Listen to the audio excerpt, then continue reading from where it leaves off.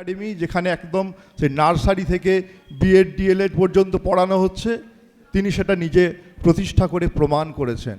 তিনি আমাদের দিশারি, তিনি আমাদের সর্বক্ষণের সাথী। তাকে এখন বরণ করে নেওয়া হবে। আমি সাবিনা সৈয়দকে আহ্বান জানাচ্ছি সভাপতি মুন্সি আব্দুল কাসেম স্যারকে বরণ করে নেবার জন্য।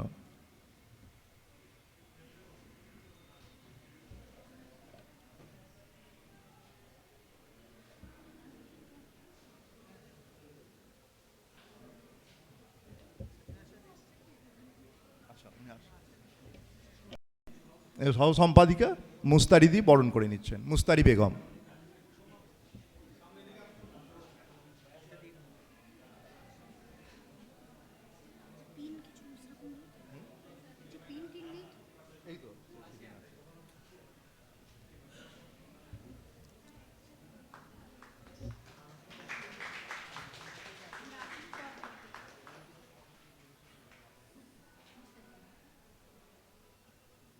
বর্ধমানে বাড়ি।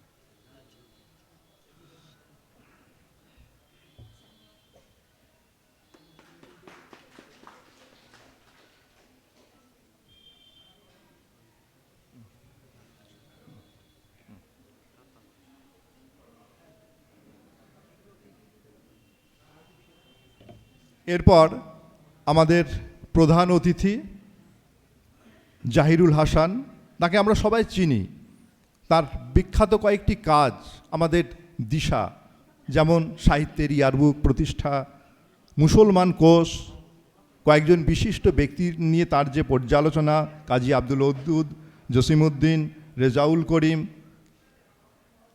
কলমের জাদু, সাহিত্য সঙ্গী প্রভৃতি তার বিখ্যাত সৃষ্টি, রবীন্দ্রনাথ ঠাকুর নির্বাচিত প্রবন্ধ, প্রসঙ্গ হিন্দু মুসলমান, মুসলিম নারী রোকেয়াও তার আগে পড়ে।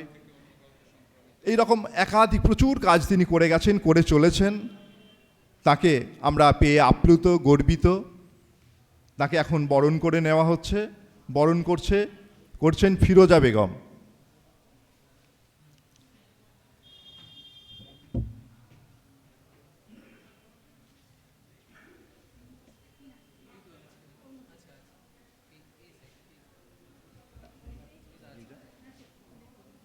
হ্যাঁ, আপনি সামনে আসুন।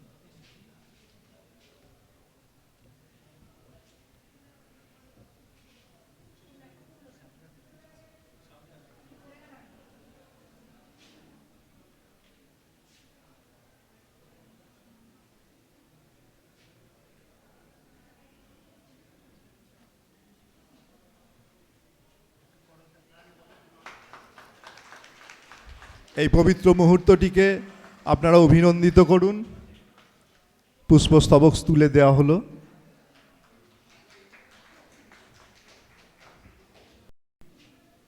মিরাতুন নাহার। মিরাতুন নাহারকে চেনেন না, জানেন না এমন বোধহয় এই মঞ্চে কেউ নেই। তিনি দর্শনের একজন অধ্যাপক হিসেবেই শুধু না, তিনি সমাজসেবী, তিনি দরিদ্র ছাত্রছাত্রীদের পাশে দাঁড়ান। তিনি মৃদুভাষী, ঋজুভাষী এবং বলিষ্ঠ একজন বক্তা। রোকেয়ারকে নিয়ে তার জীবনশিল্পী রোকেয়া, সংখ্যালঘু মানবী আমি, দেশকন্যার কলমে, কৃতজ্ঞতার অশ্রুবিন্দু প্রভৃতি তার বিখ্যাত গ্রন্থ। সেই মানুষটিকে আমরা পাশে পেয়েছি। আমি শুরুতেই বললাম, রোকেয়া পরবর্তী যুগের রোকেয়া আমার মনে হয়, আমি গভীরভাবে হৃদয়ের ভিতর থেকে, শুধু আমি কেন, আমরা সবাই সে কথা বিশ্বাস করি। তাকে বরণ করে নিচ্ছে আমাদের অন্যতম সাথী ওয়াহেদ মির্জা।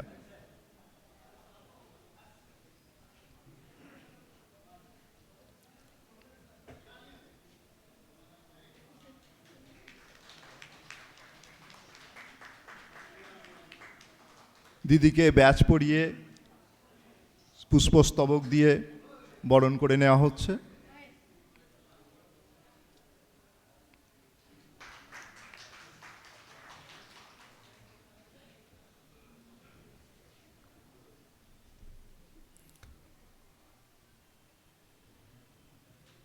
শিল্পীর কাজ হতাশার কাছে নতি স্বীকার করা নয়, অস্তিত্বের শূন্যতার প্রতিষেধক খুঁজে বের করা।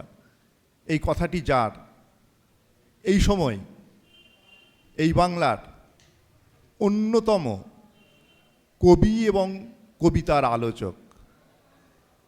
খুব বেশি বলা হবে না, যদি বলা হয় ঠিক এই 21 শতকের এই 2 দশক যে আমরা পার করে এলাম, এই সময়ের কবিতা চর্চার ক্ষেত্রে যিনি কলেজ বিশ্ববিদ্যালয়ের শিক্ষক, অধ্যাপক এবং গবেষকদের কাছে অন্যতম লেখনীর জন্য বিখ্যাত হয়ে আছেন, তিনি তৈমুর খান। তাকে আমি আশ্চর্য হয়ে যাই, 25 তারিখ আমরা সবাই জানি তৈমুরদা তার বাবাকে হারিয়েছেন। রুহুল ভাইকে বললাম এই আমাদের সভাতে তৈমুরদার আসার কথা বোধহয় সম্ভব নয়। পরের দিন ফেসবুকটা খুলছি, লেখা আছে কবরখানা থেকে ফিরে। যে মানুষ এই কবিতা লিখতে পারেন, আমরা শুধু শূন্য হতে জানি, আমরা শুধু শূন্য হয়ে যায়, সেই যে অন্বেষণ করা, শূন্যতাকে অন্বেষণ করা আত্মিকভাবে, সেই মানুষটা যে আসবেন এটাই স্বাভাবিক। তিনি এসেছেন। এই রকম মানুষেরাই পারেন, কোনো অজুহাত নয়, কোনো ভেঙে পড়া নয়। যিনি পথ দেখাবেন তিনি সমস্ত প্রতিবন্ধকতাকে অতিক্রম করেই পথ দেখাবেন। তাকে আমরা পেয়ে গর্বিত, তিনি আমাদেরই একজন। তাকে বরণ করে নিচ্ছেন জোয়া হাসিন চৌধুরী।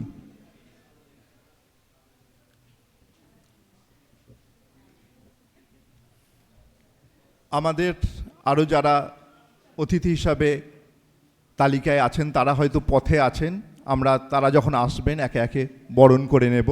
আমাদের ছোট্ট সাথী জোয়া হাসিন বরণ করে নিচ্ছে আমাদের প্রিয় কবিকে।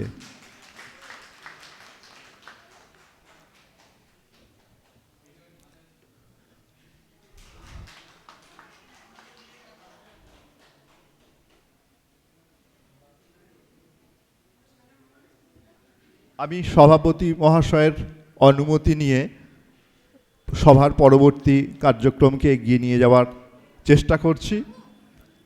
এখন ফ্লোরা খাতুনকে আমি আহ্বান করব আমাদের আজকের যে সভা, সেই সভায় সূচনায় তিনি উদ্বোধনী সঙ্গীত হিসেবে একটি রবীন্দ্রসঙ্গীত আমাদের উপহার দেবেন।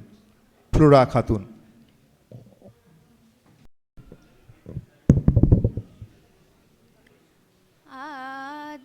पूजित पाद पंकज मापदम अपघातकम आदि पूजित पाद पंकज मापदम अपघातकम खर्ववार तुला माधभूतारुण खर्ववार तुला माधभूतारुण कुञ्जरानन सुन्दरम् आदिपूजित पाद पंकज मापदम अपघातकम राजता हृदयेषु नः पृथुमध्यमा प्रथमा स्मृता राजता हृदयेषु नः पृथुमध्यमा प्रथमा स्मृता विश्वनाटक सूत्रधार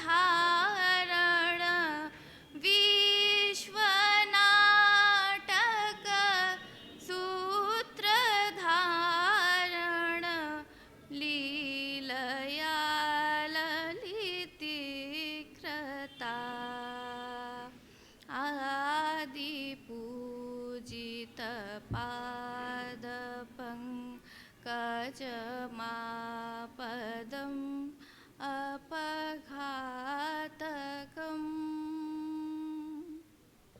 নমস্কার।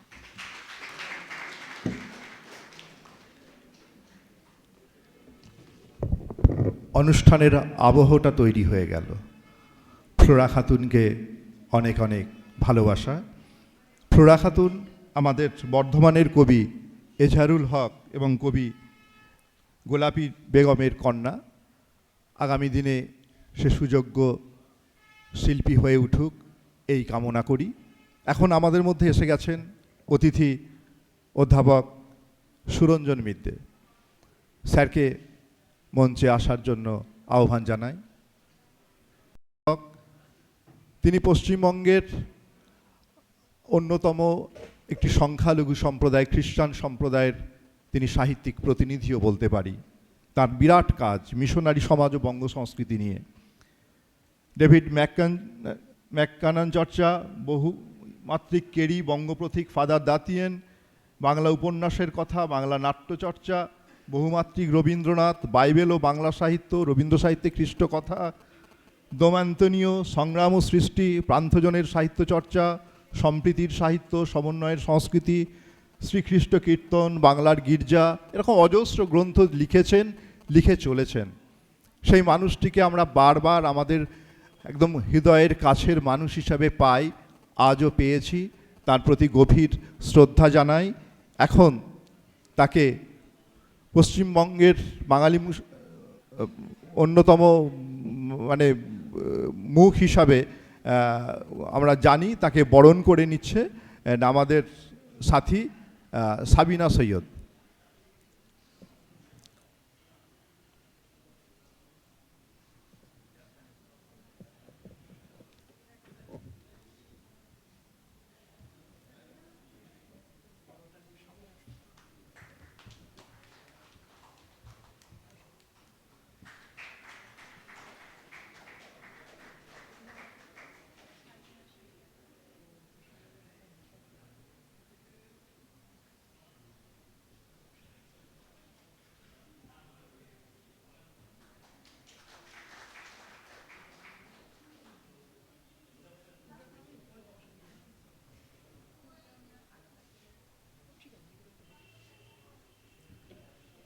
স্যারকে গভীর শ্রদ্ধা জানাই।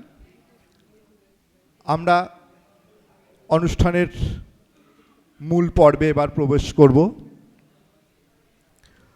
আমি আজকের আমাদের প্রধান অতিথি বিশিষ্ট চিন্তক জাহিরুল হাসান স্যারকে বলবো তার কাছ থেকে আজকের আমাদের এই যে চিন্তা চেতনার উত্তরণ পশ্চিমবঙ্গের বাঙালি মুসলমান এই সম্পর্কে তিনি কিছু কথা আমাদের বলবেন।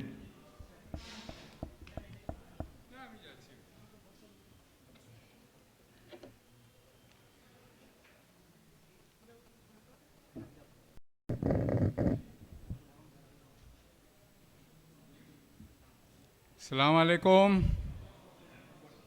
নমস্কার, গুড ডে।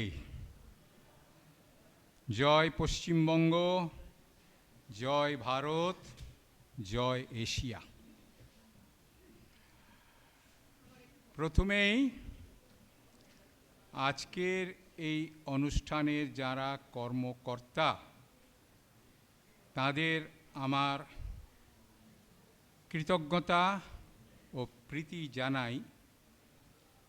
যেভাবে আন্তরিকতা ও গভীর নিষ্ঠার সঙ্গে তারা এই অনুষ্ঠানের আয়োজন করেছেন, তার কিছুটা পরিচয় আমি নিজেও পেয়েছি। প্রায় 2 মাস আগে প্রথম যখন আমাকে প্রস্তাব করা হয় এখানে আসার জন্য, তারপর থেকে নিয়মিত হোয়াটসঅ্যাপ এবং বিভিন্ন জনে মাঝে মাঝেই ফোনে আমাকে মনে করিয়ে দেওয়া, আজ সকালেও বেশ কয়েকবার কথা বলেছেন আমার সঙ্গে নিশ্চিত করার জন্য যে আমি আসছি, এবং ব্যক্তিগতভাবে আমি মনে করেছি এবং অনুভব করেছি ওদের ভালোবাসা আমার প্রতি। আজকের দিনে যখন বিয়ে বাড়িতেও আমন্ত্রণকর্তা অনেক জায়গায় দেখেছি, ঘুরেও দেখেন না অতিথির দিকে, জিজ্ঞেস করেন না আপনি খেয়েছেন তো, এখন তো সব বুফে। সেই দিনে একটা সাহিত্য সভাতে এত যোগাযোগ রাখা, আমন্ত্রণ, আমার মনে হয়েছে এটা শুধু আমার জন্য নয়, যে বিষয় নিয়ে তারা এই প্রতিষ্ঠান গড়েছেন এবং এই সভার আয়োজন করেছেন, তার মূলেও থাকছে এই একই গভীর নিষ্ঠা ও ভালোবাসা।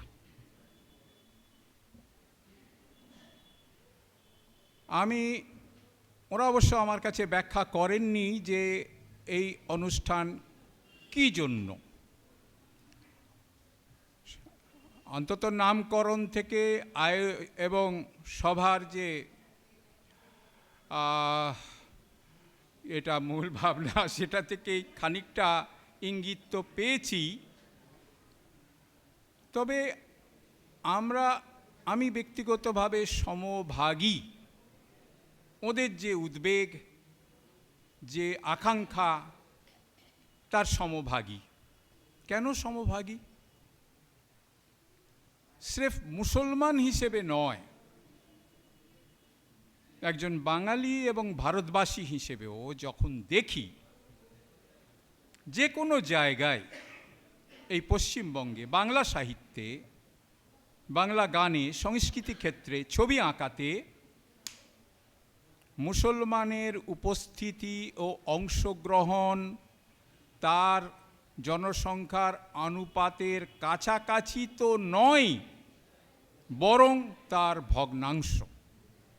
যেখানে থাকা উচিত ছিল 4 জনে 1 জন, সেখানে 50 জনে 1 জন হয় কিনা সন্দেহ। একটু ভেবে দেখুন এই সমস্যাটা কার? এই সমস্যাটা কি মুসলমান সমাজের একার?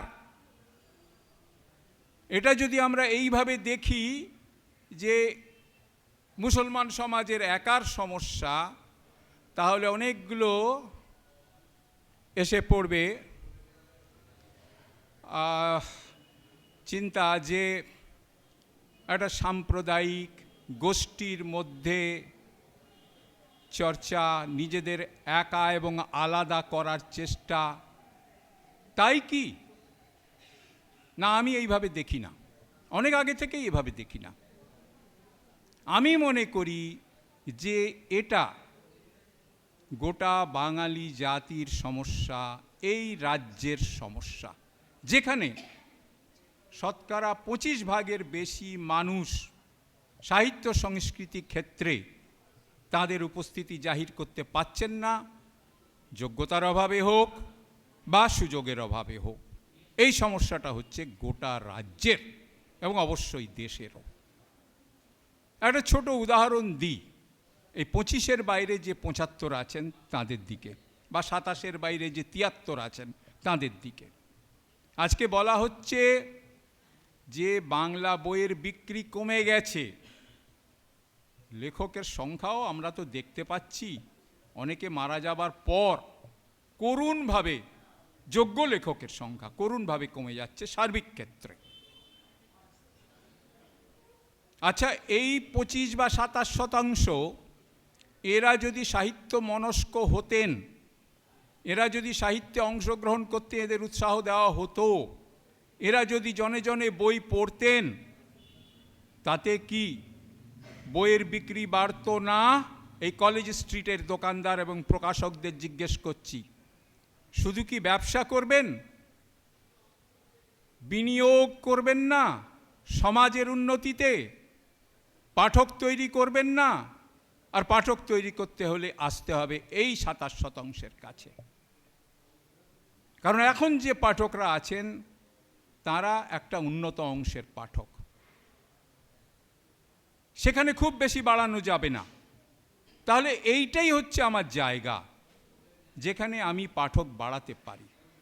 তাই এটা হচ্ছে সার্বিক সমস্যা। ফলে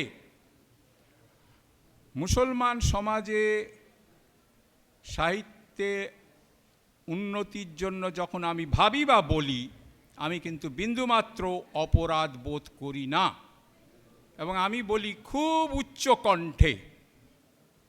আপনাদের দুটো উদাহরণ দেব। এখানে তৈমুর খান বসে আছেন। আমি সাহিত্য একাডেমির পূর্বাঞ্চলীয় কমিটির উপদেষ্টা কমিটির 5 বছর সদস্য ছিলাম, এবং এই 5 বছর আমি সংকল্প করেছিলাম যে প্রতি বছর যে ভ্রমণ ভাতা দেওয়া হয়, সম্ভবত তখন 10,000 টাকা পেয়েছিলে কি, 10,000 টাকা করে যে ভ্রমণ ভাতা দেওয়া হয়, সেটা যেন প্রতি বছর একজন মুসলমান লেখক পায়। এবং আল্লাহর দোয়ায় আমি আজকে সন্তুষ্ট চিত্তে বলতে পারছি যে আমার 5 বছরে 5 জনকে এই ভ্রমণ ভাতা প্রস্তাব আমি সফলভাবে দিতে পেরেছি।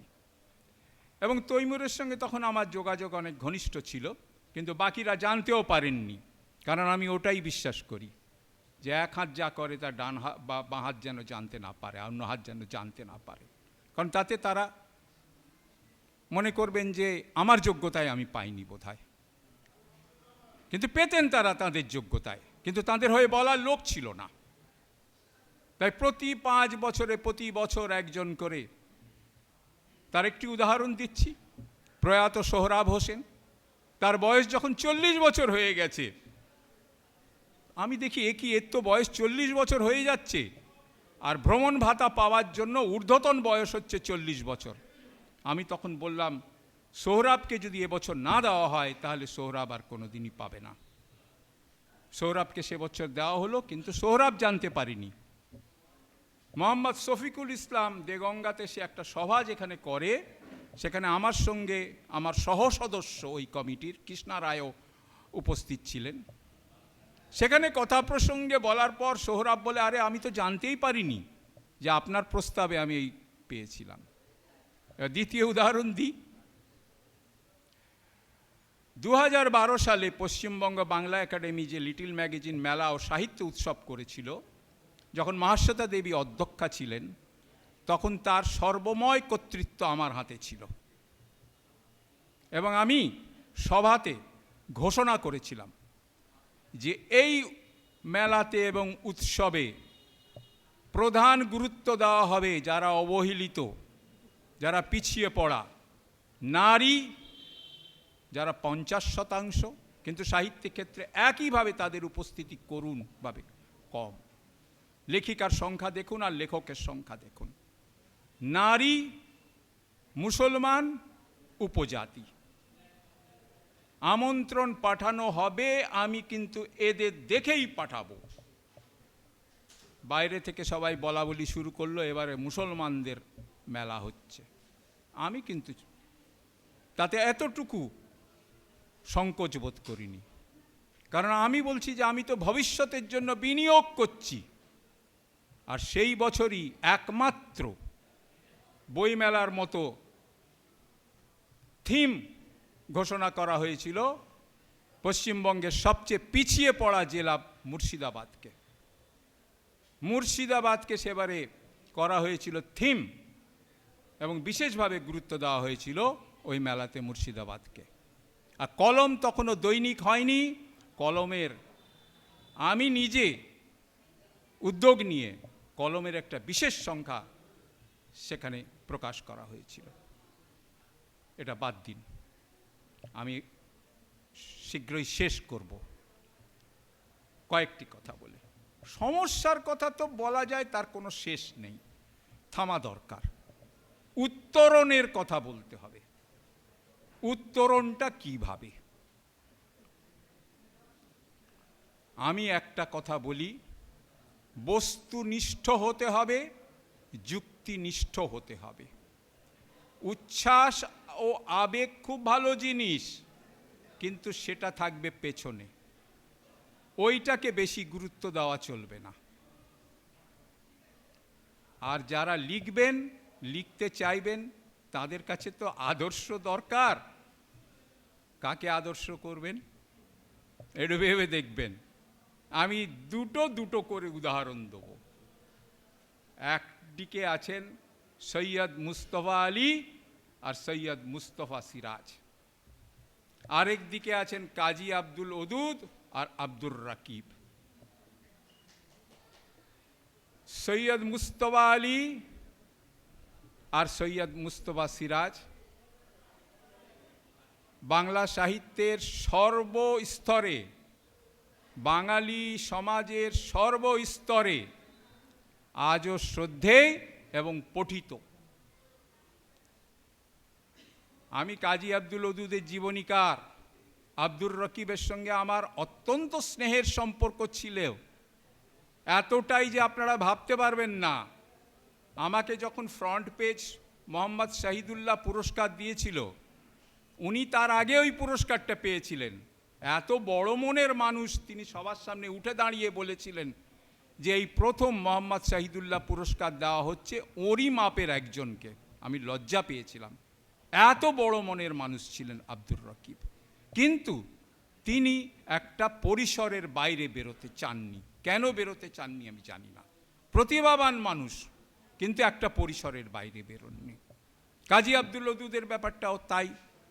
তিনি নিজেকে, রবীন্দ্রনাথ তাকে কাছে টেনে নিয়েছিলেন বলে তবু এতটা মানুষ স্মরণ করেছে, এবং আমরা উদ্যোগ নিয়েছিলাম তার জন্ম শতবার্ষিকীর সময়ে, কিন্তু একটা পরিসরের মধ্যে আটকে রেখেছিলেন। এইবারে কিন্তু আমি কিন্তু বলবো না কোন দিকে যেতে হবে, সৈয়দ মুস্তফা আলী, সৈয়দ মুস্তফা সিরাজ, নাকি কাজী আব্দুল ওদুদ, আব্দুর রাকিব। মনে রাখবেন, সর্বোপরি আপনি বাঙালি, আপনার ভাষা বাংলা, আপনি লিখছেন বাংলা সাহিত্যের জন্য, আপনি লিখছেন বাঙালি পাঠকের জন্য, আপনি মুসলমান পাঠকের জন্য লিখছেন না, শুধু মুসলমান পাঠকের জন্য লিখছেন না। ইসমাইল দরবাই সেখানে আছে নিশ্চয়ই। ইসমাইল আছো নাকি? আমার আশা ইসমাইল কিন্তু সব সম্প্রদায়েরই পাঠক পায়। লিখতে হবে বাঙালি পাঠকের জন্য, বাঙালি চেতনা দিয়ে। নিশ্চয়ই নিজের সমাজ সম্প্রদায়ের কথা মানুষ তো লেখে সে যা জানে তাই নিয়ে। আমি যখন লেখালেখি শুরু করেছিলাম, আমি বলেছিলাম যে আমি কি রবীন্দ্রনাথ নিয়ে লিখব? আমি তো জানি না।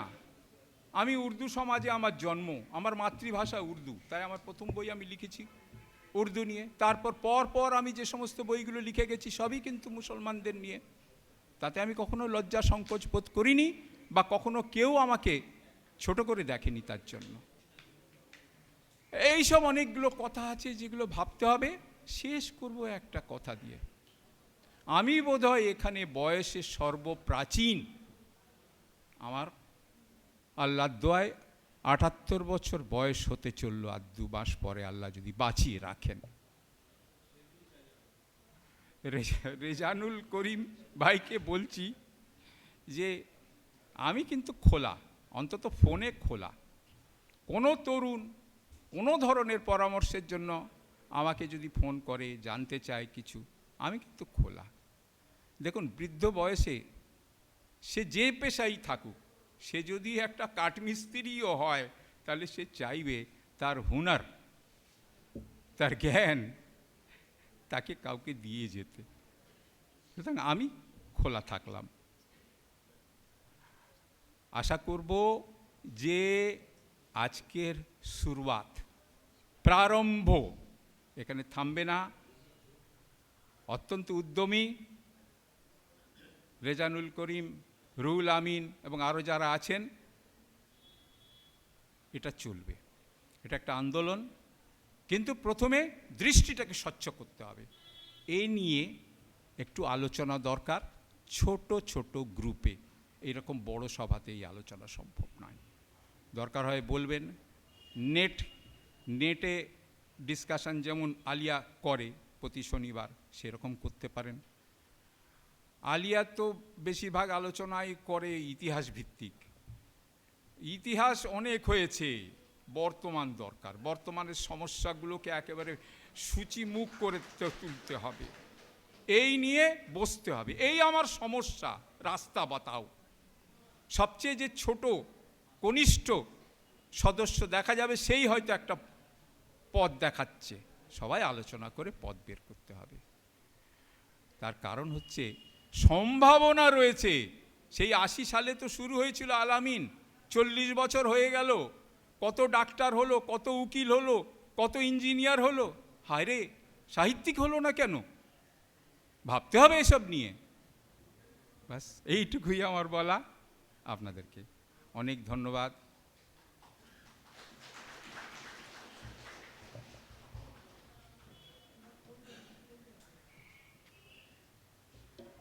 স্যারকে গভীর শ্রদ্ধা।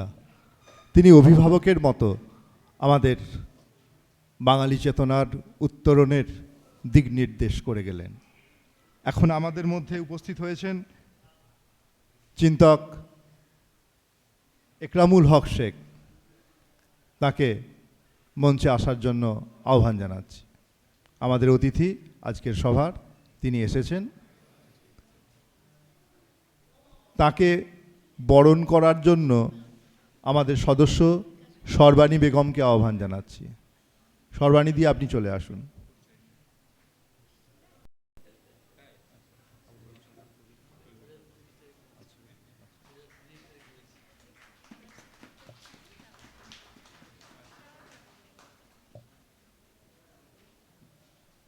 ব্যাচ এবং পুষ্পস্তবক দিয়ে বরণ করে নেওয়া হচ্ছে একরামুল হক শেখ, প্রাবন্ধিক, বিশিষ্ট প্রাবন্ধিক, চিন্তক।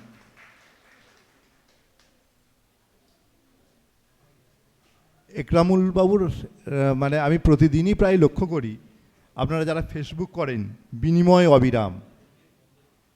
মানে আশ্চর্য হয়ে যায় যে আমাদের ইতিহাস, ঐতিহ্য, সংস্কৃতি, বর্তমান, তার উপর লেখা বই, কি রেয়ার কালেকশনের বই আমাদের সামনে তুলে ধরেন। তাকে গভীর শ্রদ্ধা জানাই। আমরা আসলে তৈমুরদা অনেক দূর থেকে এসেছেন, ওনাকে চলে যেতে হবে তাড়াতাড়ি, সেই জন্য আমরা ওনাকে ভেবেছিলাম অনেকক্ষণ ধরে রাখবো শেষ পর্যন্ত, সেটা হবে না। কাজেই তার কাছ থেকে আমরা একটি কবিতা শুনবো, তাকে আহ্বান করছি।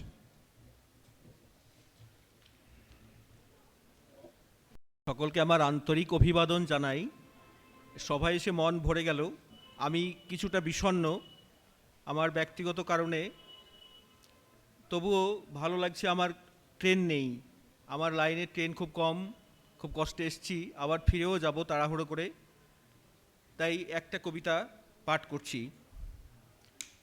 কবিতার নাম একা একা 21 শতক। তোমাকে আর বৃষ্টির ভেতর ডাকবো না, আমাদের সামান্য কথার জমি শস্যনিধি তুলে নিয়ে গেছে বিহল। চৈত্রদগ্ধ কাল পেরিয়ে গেলে এখন বজ্রের দিন, এখন বিচ্ছিন্ন সব অধ্যাবসাই। সংকেতের গৃহত্যাগ, ব্যঞ্জনার সন্ন্যাস, হাওয়াই হাওয়াই ওড়ে কুটিল পরাগ। কথা ও কথান্তরে যেতে যেতে শুধুই বিলম্ব ঘুরে আসে। কিভাবে বোঝাবো কলরব, ভেসে গেছে বিগত উচ্ছ্বাসে যৌবনের সব। সতর্ক কান্নার দিনে কত পাখি এসে ফিরে গেছে, পাখিদের আনাগোনা প্রহরে প্রহরে ঝরে পড়া ডাক কুড়িয়েছি বন্য স্বভাবে। দাঁতেও চিবিয়েছি লতাগুল্মের ডাল, অচেনা ফুলের কাছে হেসে কখনো কখনো জেনেছি কুশল। কত ঢেউ উঠেছে, ঢেউকে তরঙ্গ বলে সম্মোহনে তার আবেগে নেমেছি, ঢেউ বয়ে গেছে অন্য খাতে। কুল ভেঙে অকুলের পশ্চাতে, শব্দের তরণী শুধু আমার, আর নৈশব্দের দাঁড়। ভাসমান থেকে চলে গেছে দিন, ফিরেও তাকাইনি সুখবর। জীবন ঘড়ির মতো বাজতে বাজতে রাতের তারার দিকে কখন ফিরেছে জানি না কিছুই তার। শুধু পূর্ণ হয়েছে 16 কলা, গুনে গুনে দেখি মাত্রা, সেও চমৎকার। ছন্দপতনের পাড়ায় যদিও আধার, জোনাকির নকশায় সে এক ভাষা, যে ভাষায় প্রত্নযুগের ইতিহাস লিখে গেছে কীর্তিনাশা। ভ্রমের জড়তা থেকে কেবলই ক্রূর এক জাগরণ আমাকে উষ্ণ করে যায়। আমার গানের ধর্ম, আমার স্বপ্নের বাল্যকাল। এখনো তার নিকটে ঘুমাই। ভাষা ফুল ফুটে ওঠে, মুকুলিত ভাষার সমারোহ, বোধের শয্যায় মন রেখে শব্দে শব্দে রাখি দেহ। দেহ এসে দেহ নিয়ে যাবে, মন এসে ছোবে নাখো মন। কাত্যায়নী শরৎ মাতাবে, আমি কেন হব না কাত্যায়ন। নির্বাসন এতই নিবিড়, দিঘির ভেতর পদ্ম, পদ্মের ভেতর দিঘি, মনে হবে দিঘি পদ্ম, সবাই স্থির। বাক্য আর বাক্যবান জুড়ে শুধু যুদ্ধগান, যুদ্ধের আরতি তবে প্রেমের আখ্যান হয়ে কখন আসে ঘুরে। পংক্তি ভেঙে যায়, মাত্রা বাড়ে কমে। জীবন জীবনকে টানে, মানুষকে চেনে নামে, যদিও নাম একটি চিহ্ন, যদিও জীবনকে টানে জমে। আমরা শুধু কুয়োতলায় ঘুরপাক খাই, জলে ভিজতে ভিজতে পিপাসার জল চাই। ব্যক্তিগত পিপাসা আমাদের, পিপাসার ভাষাও ব্যক্তিগত। একদিন স্বপ্নে ছিলে তুমি, স্বপ্নে এসে গল্প করে যেতে। গল্পরা ডানাওলা, ছল ছল চোখ, তাদের পেছনে সারা রাত ছুটোছুটি। তুমি ধরতে, আমিও ধরতাম, তবুও খালি আমাদের হাত দুটি। কোনো গল্পের অদ্ভুত সিং, নকশা হরিণী, কোনো গল্পের মায়াবী ঠোঁটে চতুর বাঁকা হাসি পুলক জাগাত। স্পর্শ তাদের, ধুকপুক বুক লজ্জায় নত, বাজতে পারত না বাঁশি। কাছে দূরের তফাৎ ছিল না, দেখাও না দেখার দূরত্ব কত দূর। ঢেউ উঠছিল, ঢেউ উঠছিল, হৃদয় ভরা একটি সমুদ্র। উঠছিল সব সাদা কাগজ, গৃহনিপুণ কেউ ছিল না। আলোর পূজা ছিল শহর জুড়ে, সাদা কাগজ পুড়ছিল অক্ষরে। ভরসারা সব যাচ্ছিল পথ ধরে, নতুন পথের আবিষ্কারে। কখন ছিল জোর, অন্ধকারে স্পর্শ করেছিল স্পর্শাতুর আঙুলগুলি কার। আমরা দোদুল দুলছিলাম, আকাশ থেকে নামছিল দোলনাগুলি। রশ্মির রশিতে ছিল বাঁধা, উঠতে নামতে কেবল গোলক ধাঁধা। এখন শুধু বৃষ্টি এলো, কাঁপন পাওয়া বৃষ্টিতে ভিজি একা। এ মধ্যরাতে আমি বৈষ্ণব পদ, আমার সাথে চণ্ডীদাসের দেখা। মৃত এবং জীবিত চণ্ডীদাস দুজন এসে দুই দিকে গান। কি করে গাই, গান ভেসে যাই, গান ভেসে যাই, কেউকে ডাকি না। অভিমানরা সব বাসা বদল করে গেছে, তাদের ঘরে অন্য সবাই বিজ্ঞান ও বিজ্ঞানী, সত্যের জিরাফ। বারুদের বন্ধুকে ভর্তি করেছে বাস্তব সব কাহিনী। আকৃষ্টরা বেশ হাসি খুশি, সারাদিন মোবাইলে মনুষ্য জন্ম লুকিয়ে ফেলেছে দেবদেবী হবে বলে।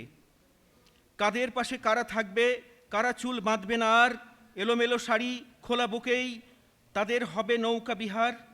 সভ্যতার সব দোকানে দোকানে সাজানো উচ্ছ্বাস, কিনছে সবাই সাঁতার কাটবে।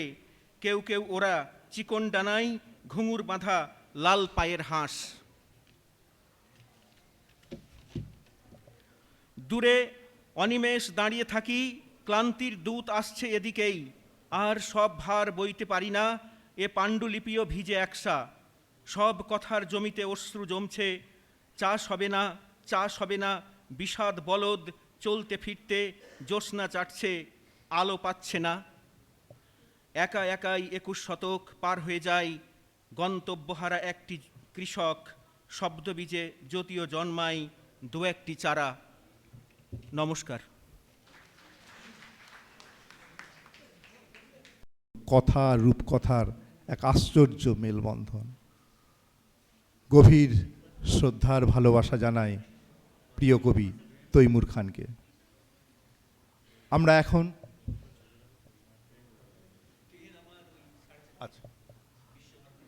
আজকের সভার অন্যতম যে আকর্ষণ ডাইরেক্টরি প্রকাশ, সেই ডাইরেক্টরি প্রকাশের জন্য ডাইরেক্টরি কমিটির সভাপতি ডক্টর রমজান আলীকে আহ্বান করছি। আমি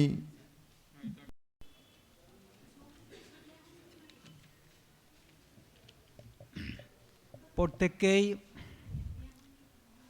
আমি শ্রদ্ধা জানাই, সালাম জানাই। 12 কি 13 বছর বয়সে আমরা প্রাপ্তবয়স্ক হয়েছি। তা শুধু সন্তান উৎপাদনের জন্য কি?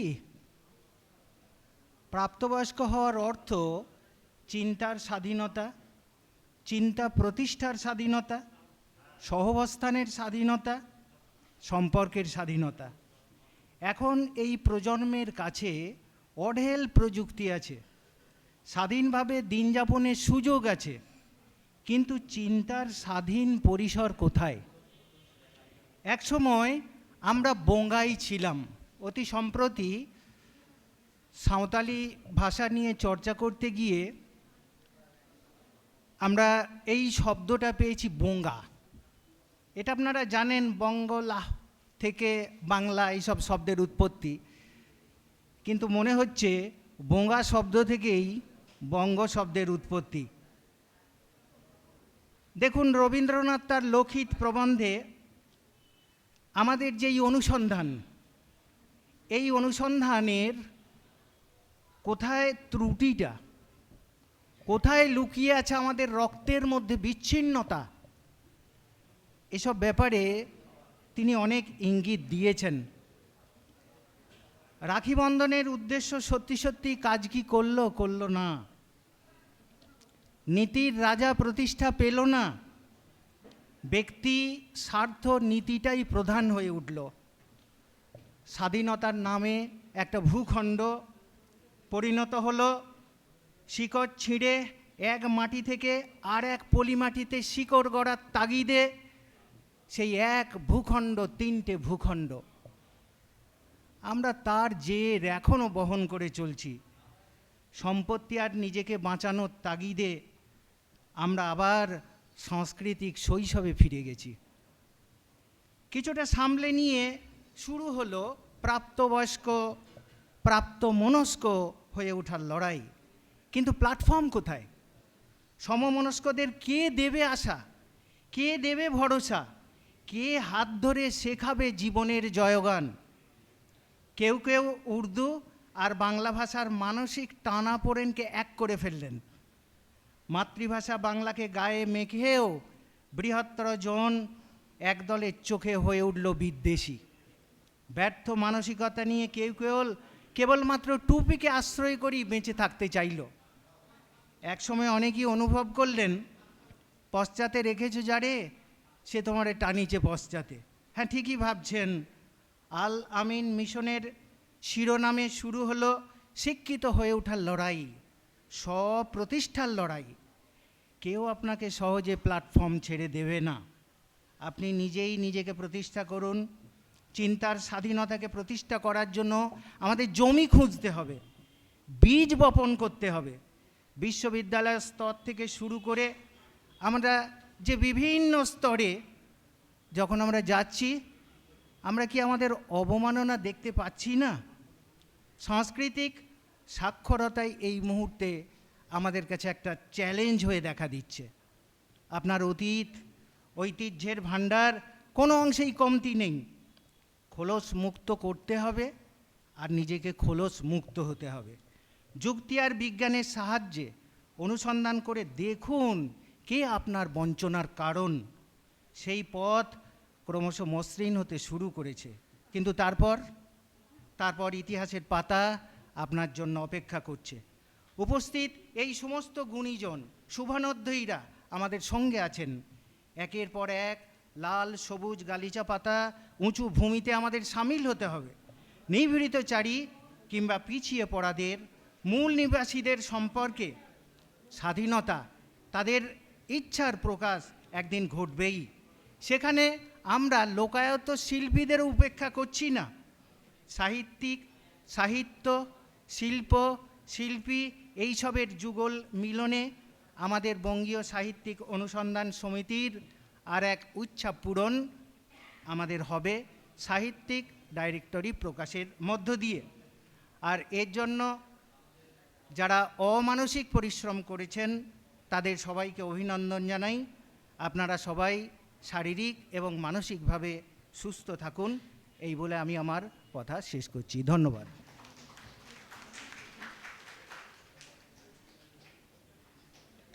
বড় আশার কথা শোনালেন। একদিন লাল সবুজ গালিচায় প্রতিষ্ঠা হবে, একদিন এই নির্ভীতচারী একদিন পিছিয়ে পড়া মানুষ তারা মর্যাদা ফিরে পাবে, তারা একদিন ভবিষ্যতের দিশা দেখাবে। আমাদের ডাইরেক্টরি কমিটির সভাপতি, তিনি ঘরের মানুষ, আমি ক্ষমা চেয়ে নিচ্ছি, তাকে বলতে বলার আগে তাকে আমাদের যে আনুষ্ঠানিকভাবে বরণ করা সেটা আমি বলতে পারিনি। অর্বাণীদি তাকে ব্যাচ পরিয়ে দিচ্ছেন এই মুহূর্তে, আমাদের মুস্তারিদি। আমি এই মুহূর্তে আমাদের যারা অভ্যর্থনা কমিটির সঙ্গে যুক্ত আছেন প্রত্যেককে বই হাতে এবং জেলা কোঅর্ডিনেটর যারা আছেন প্রত্যেককে মঞ্চের পিছনে আসতে অনুরোধ জানাচ্ছি। আমাদের গ্রন্থটি এখনই প্রকাশ হবে, গুণীজনেরা সামনেই আছেন, তাদের হাতেও আমরা বই দিয়েছি। আমরা ওই মোড়ক উন্মোচনের প্রথাগত যে আনুষ্ঠানিকতা তাতে গেলাম না, আমরা ইতিমধ্যেই হাতে হাতে পৌঁছে দিয়েছি, কিন্তু একটা প্রকাশ আছে তার। আমরা প্রত্যেকে আপনারা বসুন। এই সমগ্র যে কর্মকাণ্ড, শুধু এইটুকু বলি যে ডাইরেক্টরিটা আজ প্রকাশ হচ্ছে এটা প্রথমবার। আগামী বছর, পরের বছর এর ভলিউম বাড়তেই থাকবে, বাড়তেই থাকবে, বাড়তেই থাকবে। পাশাপাশি দলিত আদিবাসী সাহিত্যিকদের নিয়ে যে ডাইরেক্টরি সেটাও একইভাবে কাজ করবে। আমরা এই পবিত্র মুহূর্তটিকে এই মুহূর্তে ক্যামেরায় ধরে রাখতে চাইছি।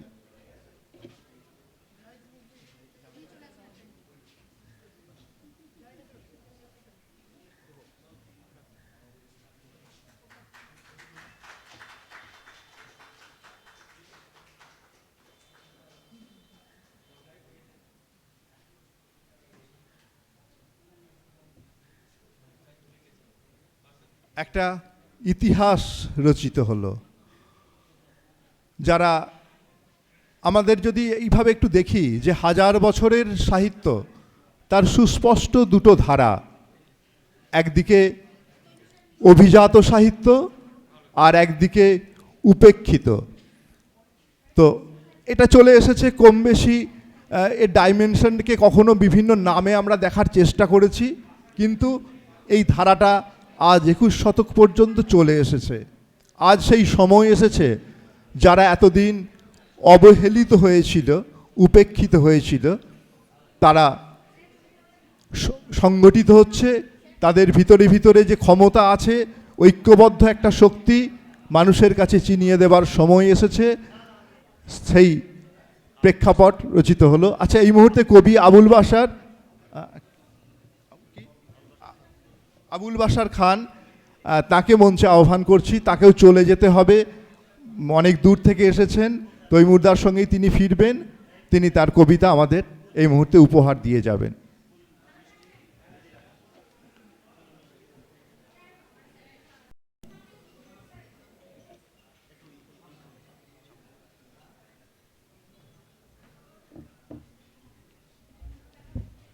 পুষ্পস্তবক একটি কাব্যগ্রন্থ দিয়ে বরণ করে নেওয়া হচ্ছে কবিকে।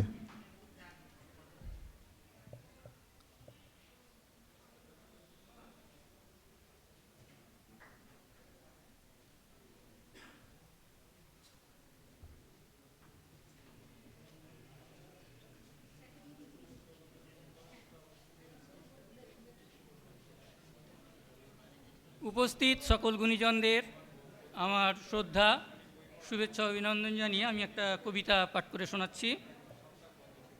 কবিতাটির নাম পাথর চিবানো সত্য। পাথর চিবানোর মতো সত্য আমাদের জীবিকার ছাপ। রোদ পুড়ে রোদের ভিতর শ্রমের আলাপ সকল অঙ্গ জুড়ে। জ্যোৎস্নার বেড়া ঘেরা রাত পরিবার, মায়ের আঙুল ছোঁয়া দীর্ঘ ভরসা, জ্যোতিয়তা গল্পের ভাঙা পরিমাপ। গাছের উপর চেপে খিদে তাল রসে দুহে আনে জীবন রসদ, কপালে কোদাল ভাঙা দাগ, অন্ধ ক্যালেন্ডার, গায়ে তার ঘামের তারিখ।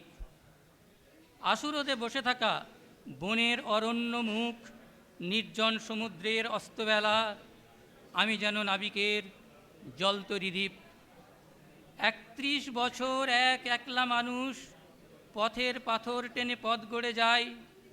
খরা আসে, বন্যা আসে, আসে না আবাদ, লাঙলেই তুলে রাখি যুগের কর্ষণ। অঘ্রাণ আলপনা যত বিহবল উৎসব